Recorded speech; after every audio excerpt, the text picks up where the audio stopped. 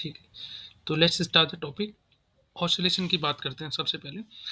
तो oscillation chapter में जो सबसे पहला टॉपिक हम देखेंगे कि जो हमें पता होना चाहिए वो है आपका मोशन। कई टाइप की मोशन आप पढ़ चुके हो, तो सबसे पहले जो मैं बात करने वाला हूँ, एक मिनट।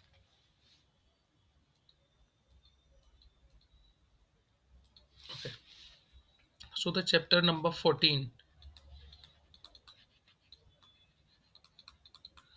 ऑसिलेशंस। ठीक है, अब इस चैप्टर में हम सबसे पहले जो बात करने वाले हैं वो हम बात करेंगे कि पीरियोडिक मोशन होता क्या है। पीरियोडिक मोशन की हम बात करेंगे।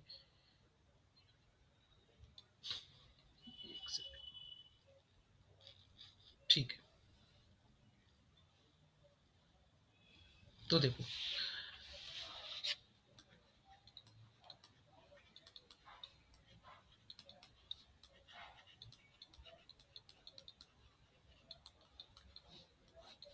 periodic motion.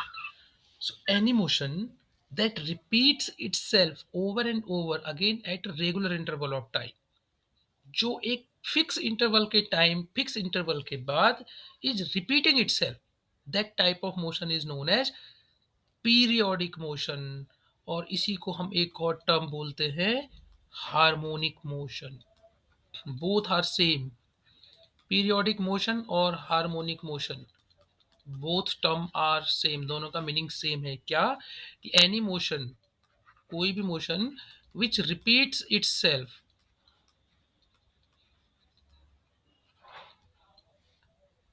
Over and over at regular interval of time. Simple सी डेफिनेशन है।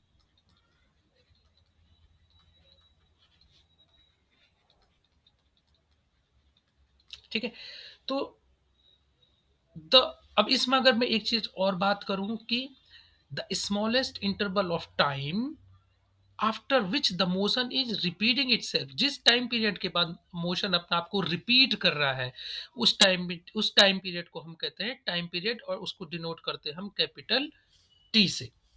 ठीक है, एग्जाम्पल की अगर मैं बात करूं, किसकी पीरियोडिक मोशन का एग्जाम्पल की बात करूं, तो सबसे आसान और सबसे easy example, motion of any planet around the sun in elliptical orbit.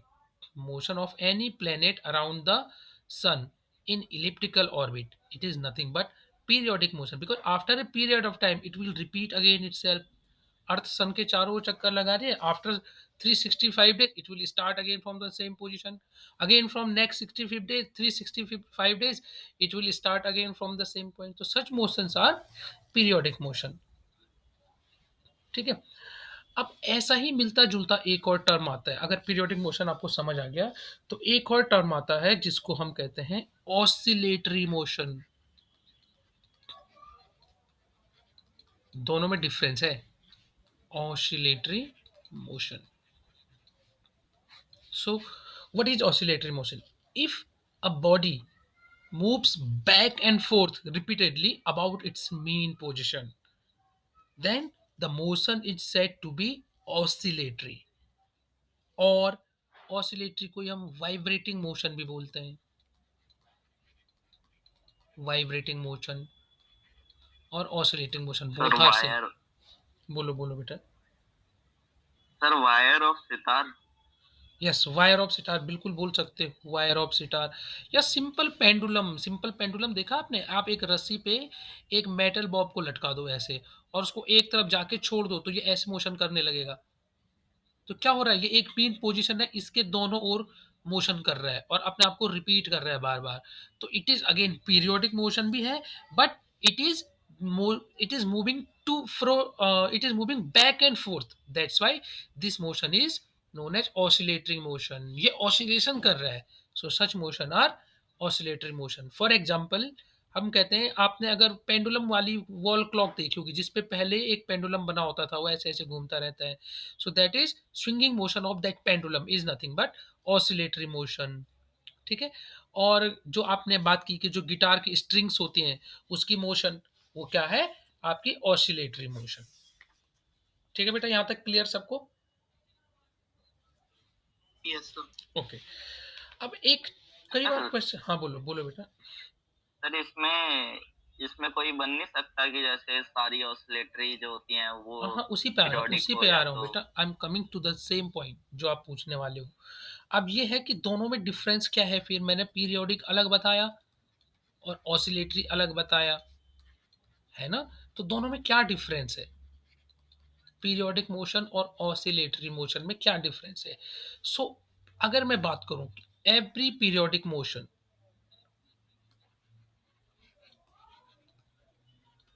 Every periodic motion, और दूसरे केस में मैं बात करूं कि सारी की सारी oscillatory motion, every oscillatory motion. Example से आपको समझाऊंगा मैं।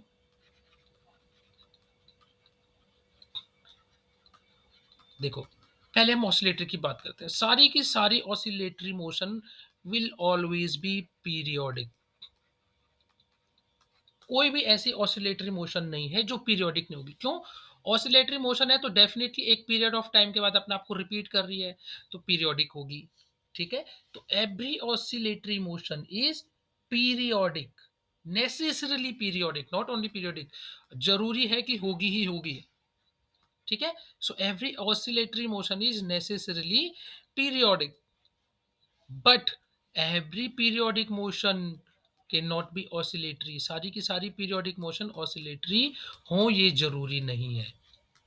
सारी की सारी पीरियोडिक मोशन ऑसिलेटरी हो जरूरी नहीं है। फॉर एग्जांपल, प्लेनेट वाला जो आपको बताया था, प्लेनेट की motion around the sun is periodic, but ये ऑसिलेटरी तो नहीं है ना, ऑसिलेशंस तो नहीं हो रहे हैं, बैक एंड फोर्थ तो मोशन नहीं हो रही है, बट मोशन पीरियोडिक है, लेकिन ऑसिलेटरी नहीं है। So every periodic motion is not oscillatory. जरूरी नहीं है कि सारी पीरियोडिक मोशन ऑसिलेटरी हो, बट सारी की सारी ऑसिलेटरी मोशन क्या होंगी? पीरियोडिक होंगी। ठीक है बेटा, अब हो गया क्लियर? कोई जो पूछ रहा था इस बात को?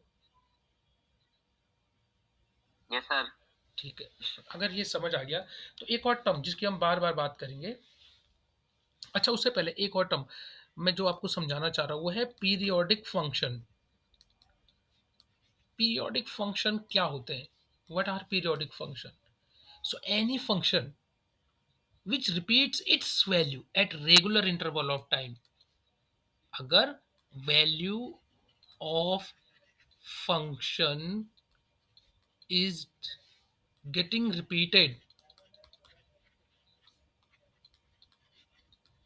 if the value of function is getting repeated at regular interval of time,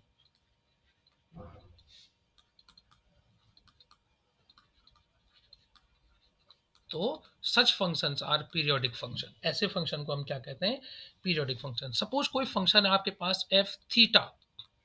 F theta कुछ भी हो सकता है, जैसे साइन थीटा, थीटा का फंक्शन है, या cos theta, this is also F theta, cos theta theta का फंक्शन है। तो जो ये एफ थीटा है, आपको पता है साइन की वैल्यू हमेशा -1 से +1 के बीच में वेरी करती है। ऐसे वेरी करती है, 0 +1 फिर 0 फिर -1 फिर 0 फिर +1 फिर 0 फिर -1, ऐसे ही आती है ना। ये +1 हो गया और ये इधर -1 हो गया, सो दिस इज 0। साइन की वैल्यू ऐसे आपको रिपीट करती है, तो हर एक इंटरवल टाइम के बाद ये प्लस है, एक फिक्स टाइम के बाद ये अपने आप को रिपीट करेगा प्लस, फिर एक फिक्स टाइम के बाद ये अपने आप को रिपीट करेगा प्लस। तो ऐसे फंक्शन जिनकी वैल्यू एक फिक्स इंटरवल ऑफ टाइम के बाद क्या हो रही हो? रिपीट हो रही हो, such function are known as periodic function. Suppose कोई फंक्शन है, वो अपने आप को टी इंटरवल के बाद रिपीट कर रहा है, तो अगर एफ थीटा और प्लस टी इंटरवल के बाद मैं निकालूं और आपको फिर से वही फंक्शन एफ थीटा मिल जाता है। अगर कोई फंक्शन था एफ थीटा, अब मैं उसकी जगह पे एफ थीटा प्लस टी निकालूं, वो भी वैल्यू आपको एफ थीटा ही मिल रही है, तो this function is known as periodic function. जैसे sine theta, it will repeat itself after a time interval T. एक टाइम इंटरवल के बाद वो अपने आप को रिपीट करता है, तो sine theta is periodic function. Similarly cos theta is periodic function. अभी इनका पीरियड हम निकालेंगे कि ये कितने पीरियड के बाद अपने आप को रिपीट करते हैं। तो यहाँ तक क्लियर हो गया बेटा? Yes sir. ठीक है, अगर ये समझ आ गया आपको तो हम नेक्स्ट आगे चलते हैं, और नेक्स्ट टर्म जो है पीरियोडिक फंक्शन मैंने आपको समझा दिया। क्या अब आता है एक हार्मोनिक फंक्शन। पीरियोडिक फंक्शन अगर आपको समझ आ गया तो हार्मोनिक फंक्शन क्या होंगे? सर ये दोनों सेम नहीं होते?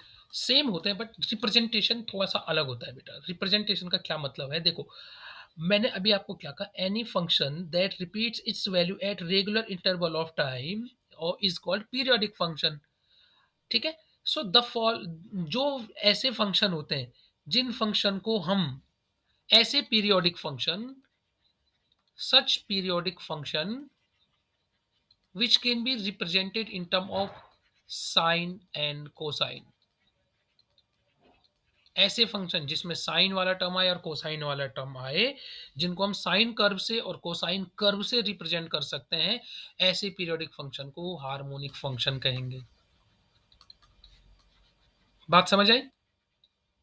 ऐसे फंक्शन जिसको हम साइन और कॉस के कर्व से रिप्रेजेंट कर सकते हैं, such function are harmonic function. हर harmonic function is periodic, yes, every harmonic function is periodic. पर सारे पीरियोडिक फंक्शन आप साइन और कॉस के टर्म में रिप्रेजेंट कर सको, क्या ऐसा पॉसिबल है? अगर है, अगर आप उनको रिप्रेजेंट कर पा रहे हो साइन और कॉस के टर्म में, तो yes, those function are harmonic function. ठीक है बेटा, ये बात समझ आई? Yes sir. ओके। और एक और टर्म आता है non harmonic function. Non harmonic function, उनको नॉन हार्मोनिक फंक्शन को अगर आपको डिफाइन करना है, तो नॉन हार्मोनिक फंक्शन का क्या मतलब होगा?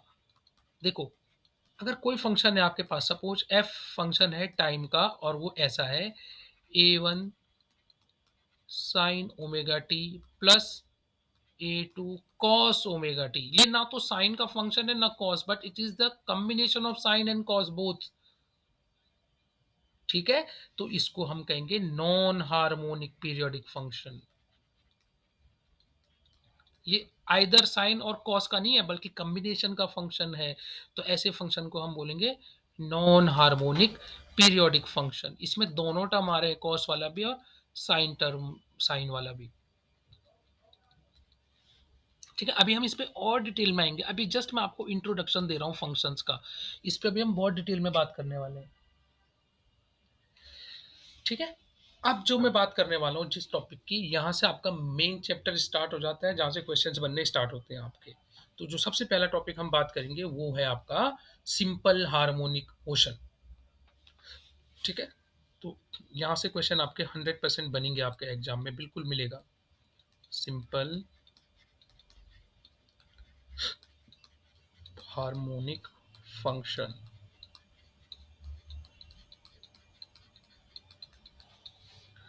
तो देखो जो सिंपल हार्मोनिक फंक्शन, और फंक्शन ना बोलो, मैं मोशन करूँगा, सिंपल हार्मोनिक मोशन की बात करेंगे हम, नॉट फंक्शन, ठीक है? सिंपल हार्मोनिक, इसको कट कर दो, सिंपल हार्मोनिक मोशन की बात करेंगे हम पहले, फिर हम उसको कैसे रिप्रेजेंट करेंगे उसके लिए हमें फंक्शन की जरूरत पड़ेगी, तब हम सिंपल हार्मोनिक फंक्शन की बात करेंगे। पहले सिंपल हार्मोनिक मोशन को कैसे डिफाइन करते हैं, तो बहुत सिंपल सी डेफिनेशन है, if a particle execute simple harmonic motion, कोई पार्टिकल सिंपल हार्मोनिक मोशन कर रहा है, अभी मैं हर जगह एस एच एम लिखूंगा, सिंपल हार्मोनिक मोशन, इसका मतलब ध्यान रखना आपको, simple harmonic motion means S H M. A particle is said to execute simple harmonic motion if it moves to and fro about a mean position, about a mean position under the action of, under the action of a restoring force,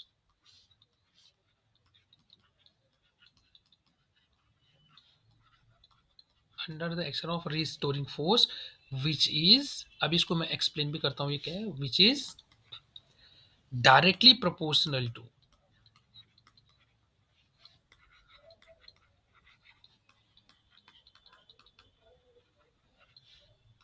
proportional to its displacement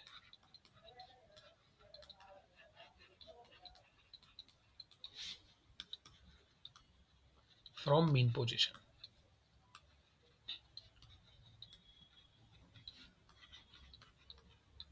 and always directed towards the mean position। इसका क्या meaning है अभी मैं आपको समझाता हूँ।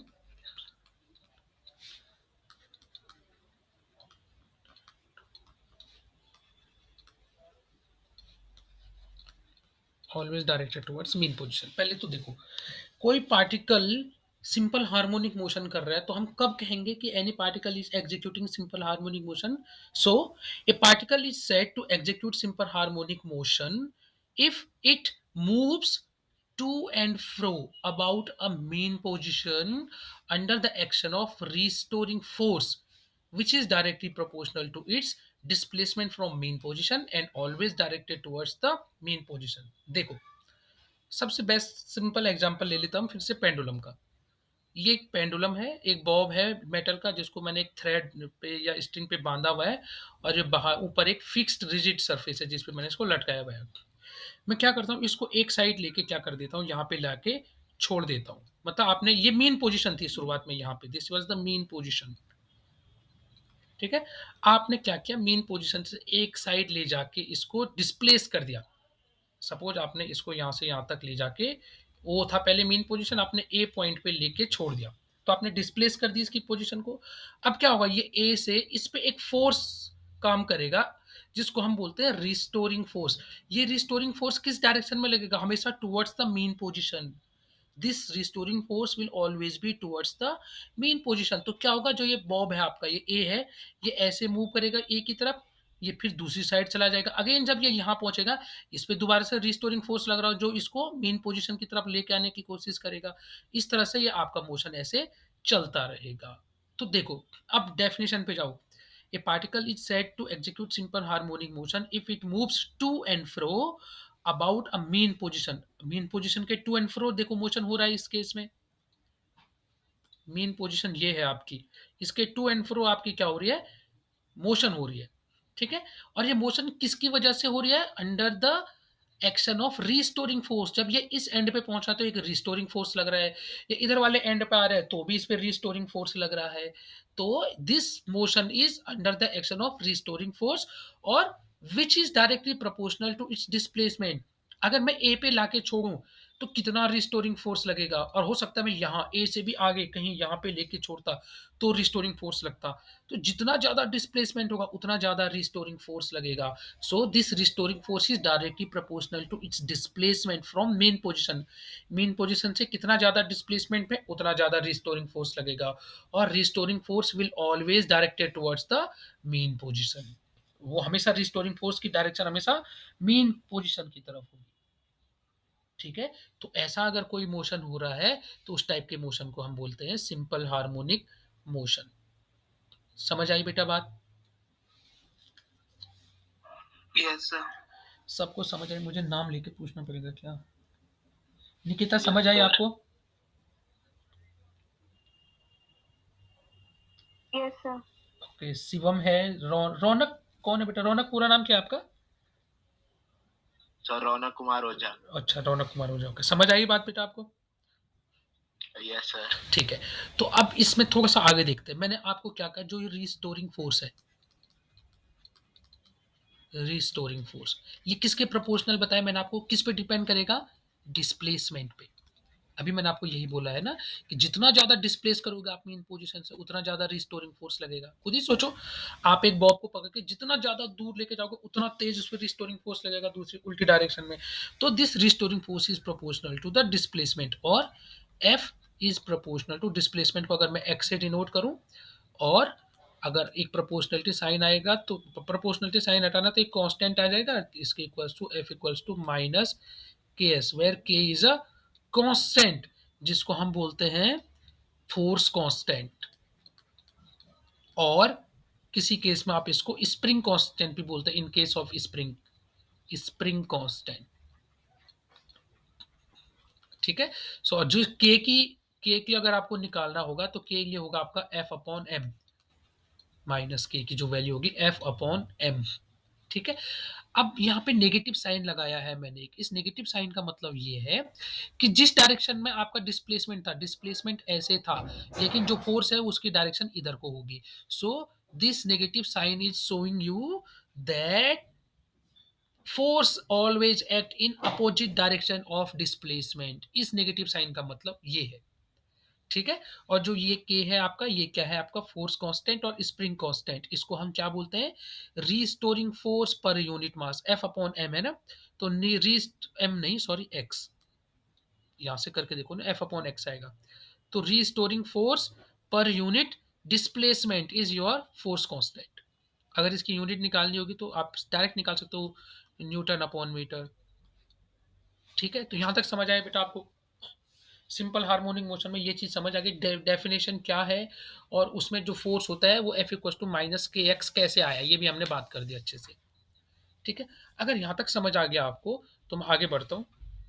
अब देखो जरा इसका स्क्रीनशॉट ले लो, क्योंकि बीच में मैं बार बार पीछे नहीं आ पाऊंगा।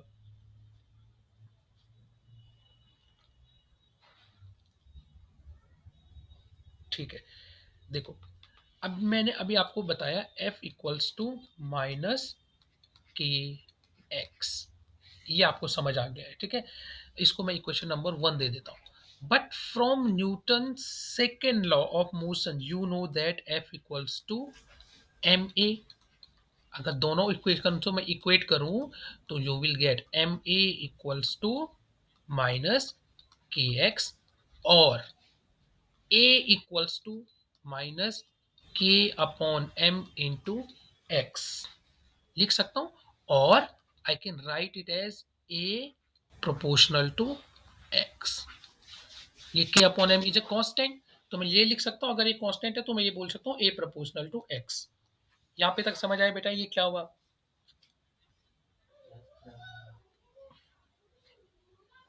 अगर ये बात समझ आ गई तो इसका मतलब क्या हुआ, देखो A proportional to X, what is A, acceleration. Acceleration, yes. तो एक्सेलरेशन जो है बेटा किसमें, सिंपल हार्मोनिक मोशन में, that is also proportional to the X. मतलब डिस्प्लेसमेंट के प्रोपोर्शनल है यहाँ पे एक्सेलरेशन भी। आपने ये भी प्रूव कर दिया कि सिंपल हार्मोनिक मोशन में जो एक्सेलरेशन होगा that will also be proportional to the X. अब इसी इसी जो ये हमने आप डिराइव किया है, इसी के बेसिस पे सिंपल हार्मोनिक मोशन को मैं एक दूसरे तरीके से डिफाइन कर सकता हूँ। क्या, a particle is said to possess S H M if, same जैसे पहले चल रहा था, it moves to and fro about a mean position under an acceleration which is directly proportional to the displacement। Force की तो हमने बात कर दी थी, फोर्स की जगह मैं बोल सकता हूँ under the action of an acceleration which is directly proportional to the displacement from the main position, और it is always acts towards the mean position। Same force था वहां पे, अब हमने उसको एज इन कंपेरिजन किसके टर्म में बोल दिया, एक्सेलरेशन के टर्म में। ठीक है बेटा, समझ आया आपको Rohit. Yes sir. Okay good. अगर ये समझ आ गया, अब एक छोटी सी मैथमेटिकल कैलकुलेशन है। आप लोगों में से मैथ्स कितने बच्चों की नहीं है,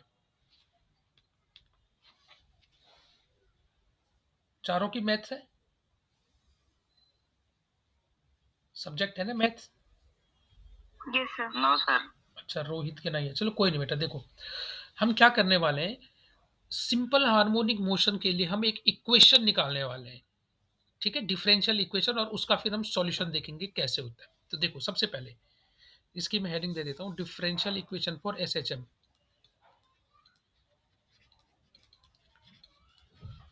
कोशिश करूंगा सिंपल रखने की चीज को, अगर नहीं आएगा तो आपको ट्राई खुद करना पड़ेगा एक बार खुद से। देखो डिफरेंशियल इक्वेशन ऑफ एसएचएम, सबसे पहले इन SHM you know that F equals to minus K X, ये हम ऑलरेडी कर चुके हैं। This is the case of simple harmonic motion where negative sign shows that F और एक्स की डायरेक्शन अपोजिट है। इसका मतलब नेगेटिव साइन का मतलब यहीं पे यहाँ पे यही है बस।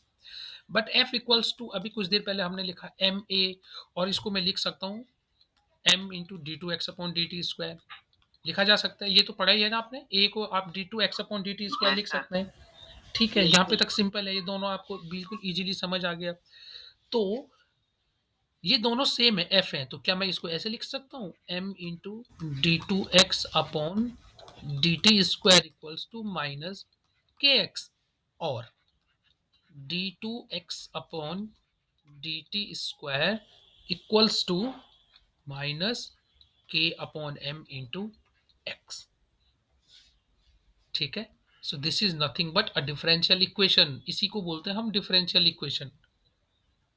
ठीक है, अब मुझे नहीं पता क्लास 11th में है डिफरेंशियल इक्वेशन आपके पास मैथ्स में या क्लास 12th में है, बट डिफरेंशियल इक्वेशन है और इसके सॉल्यूशंस आपको करने पड़ते हैं।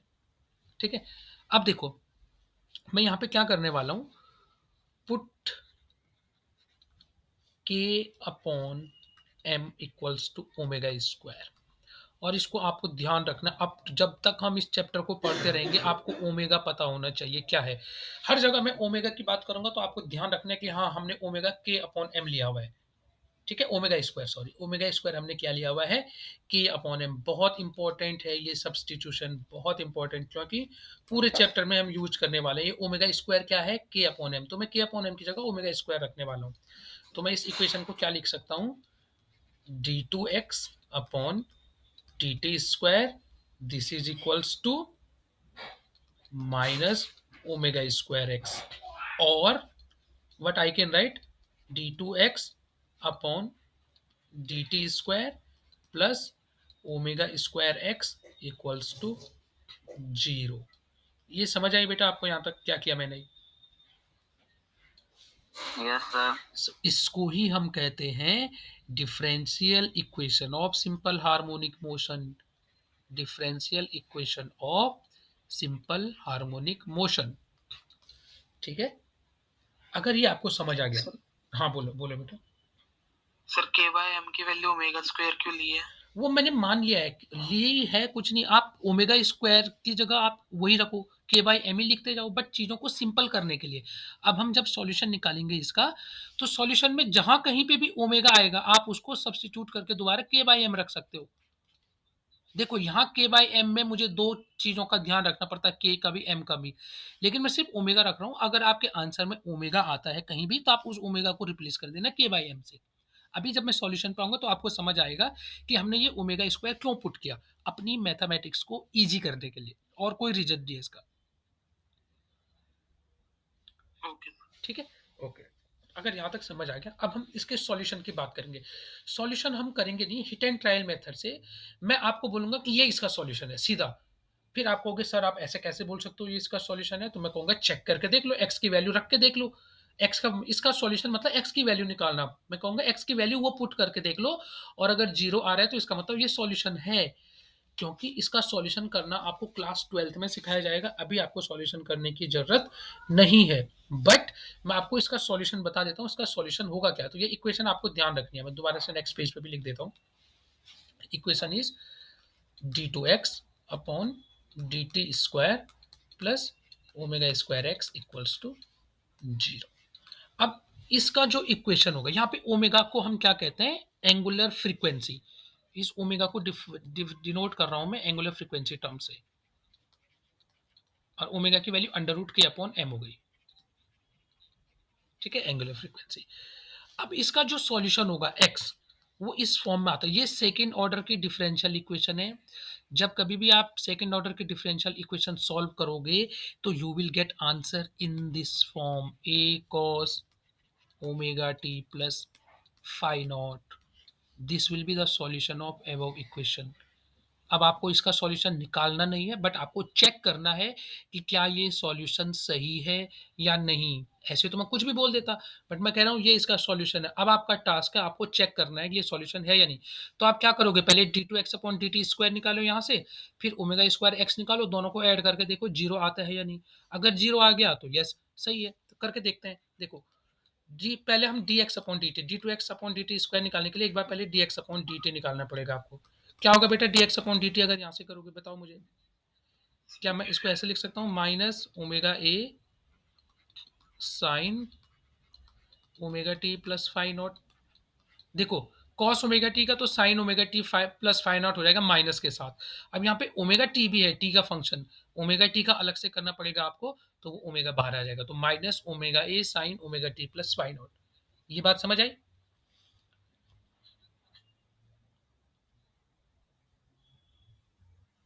मैथ्स वाले बच्चों को तो आ ही जाना चाहिए एटलीस्ट। ओके, आ गया। What about D two X upon D T square, करो जरा इसको, क्या इसको मैं ऐसे लिख सकता हूँ, देखो सर देखो देखो देखो, क्या मैं ये लिख सकता हूँ इसको, sign omega T plus five not का होता है cos omega T plus five not. Again omega T का दोबारा होगा तो वो ओमेगा एक और बाहर आ जाएगा, तो omega square A cos omega T plus five not, और माइनस पहले ही से था। Yes, yes sir. ठीक है। अब देखो मैं इसको क्या लिख रहा हूँ, माइनस ओमेगा स्क्वायर को ओमेगा स्क्वायर रखा, ये क्या है, A cos omega T plus five naught, ये क्या है, एक्स सर है, एक्स। तो लिख सकता हूँ minus omega square X. D two X upon D T square की वैल्यू आपने कितनी निकाल दी, minus omega square into X. Put this value of D two X upon sir D T cut गया, स्क्वायर हियर, जीरो आ गया। तो क्या आ जाएगा, यहाँ से मैं अगर यहाँ पुट कर दूँ इस जीरो। वैल्यू को, तो minus omega square X plus omega square X this is equal to zero. इसका मतलब एक्स की जो वैल्यू हमने चूज की है वो एब्सोल्युटली करेक्ट है। ठीक है, सो इस डिफरेंशियल इक्वेशन का सॉल्यूशन क्या आ गया आपके पास, ये x equals to A cos omega T plus five naught. आपने क्रॉस वेरीफाई भी कर दिया ये सही है या नहीं है, हमने चेक कर दिया कि ये सही है। अब आप कहोगे सर आपने हिट एंड ट्रायल मेथड किया, नहीं, इसका सॉल्यूशन करना पड़ता है, आप इसको इंटीग्रेट करते हो, इंटीग्रेशन करने के बाद x की वैल्यू निकलती है, तो डिफरेंशियल इक्वेशन का सॉल्यूशन आप क्लास 12th में पढ़ोगे। ठीक है, इसलिए आपको अभी डिटेल में जाने में जरूरत नहीं है इसकी, तो आप क्लास 12th में ऑलरेडी यही इक्वेशन आपके पास मैथ्स में प्रूव करने के लिए आएगी, find the solution of given differential equation, तो इस टाइप का ऑर्डर आएगा। ठीक है, अब इसमें ए क्या है, ओमेगा क्या है, फाइ नॉट क्या है। ओमेगा तो मैंने आपको बता दिया इज योर एंगुलर फ्रीक्वेंसी। ठीक है, और दूसरी चीज फाइ नॉट, फाइ नॉट जो है इसको हम बोलते हैं इनिशियल फेस, इनिशियल फेस। ये इनिशियल फेस क्या है, इस पे भी हम बहुत डिटेल में बात करने वाले हैं। और ये ए, एक और टर्म है यहाँ पे नया आया हुआ ए, इसको हम कहते हैं एम्पलीट्यूड। ठीक है ना, what is amplitude, what is initial face, और व्हाट इज एम, जो भी मैं कहने वाला हूँ टाइम पीरियड, ये सब क्या है। अब इस पे मैं आपको थोड़ा थोड़ा जल्दी में बता देता हूँ ये डेफिनेशंस हैं क्या, फिर हम इस पे बात करते हैं। अच्छा, इस पे जाने से पहले, डेफिनेशन पे जाने से पहले, इनकी डेफिनेशन पे जाने से पहले एक और चीज है जो आपको सीखनी जरूरी है, पहले उसकी बात कर लेते हैं।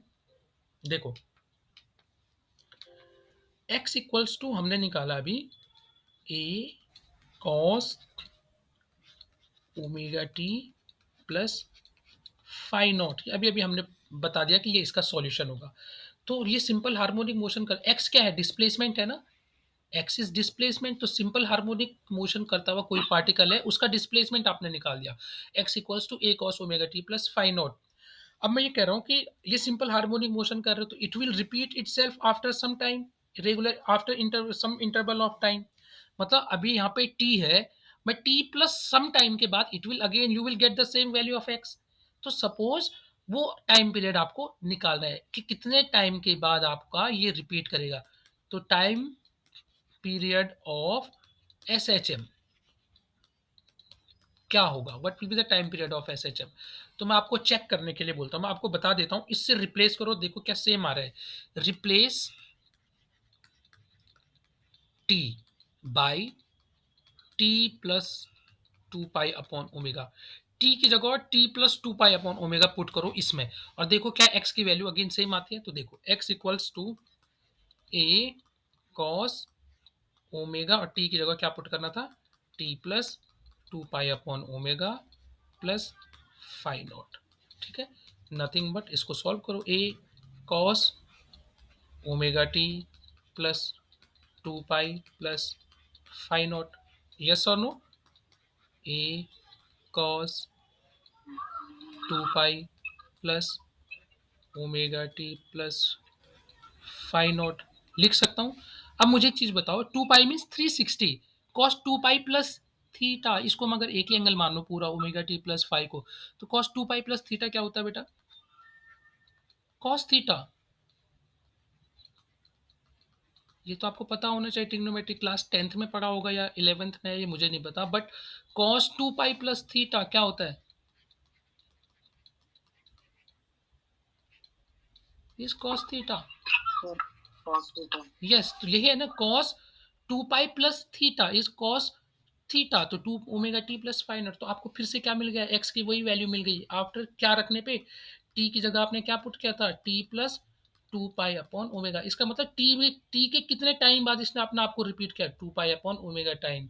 सो इसका मतलब जो टाइम पीरियड टी है वो क्या हो गया, 2 पाई अपॉन ओमेगा।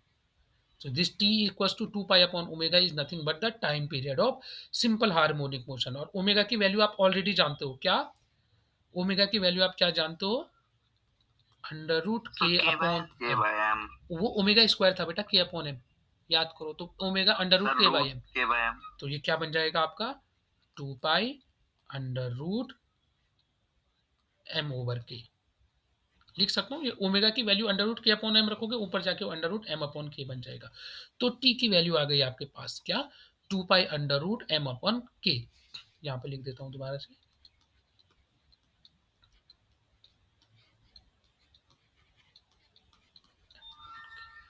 कई बुक में आपको क्या दिखेगा लिखा हुआ, T equals to 2 pi under root, यहाँ पे एम की जगह लिखा होगा inertial factor. Mass is nothing but inertial factor, mass inertia है ना, तो इनर्शियल फैक्टर अपॉन के, कौन सा फैक्टर है, spring factor. So spring factor, inertial factor upon spring factor. ठीक है बेटा, ये बात समझ आ गई आपको, M is inertial factor and K is spring factor. Clear. Yes, sir. ठीक है, अगर यहाँ तक समझ आ गया तो आज मैं यहीं पे ख़त्म कर रहा हूँ क्लास को। कल हम और डिटेल में इस पे बात करेंगे सिंपल हार्मोनिक मोशन पे। अब हम सिंपल हार्मोनिक मोशन में कोई पार्टिकल जो सिंपल हार्मोनिक मोशन कर रहा है, हम उस पार्टिकल की वेलोसिटी निकालेंगे, उस पार्टिकल का एक्सेलरेशन निकालेंगे, और फिर देखेंगे कि जो सिंपल हार्मोनिक मोशन और यूनिफॉर्म सर्कुलर मोशन, क्या इनमें भी कोई रिलेशन है। ये सारी चीज़ें हम नेक्स्ट क्लास में करेंगे। ठीक है, अगर किसी का कोई डाउट है तो पूछ सकता है, अदरवाइज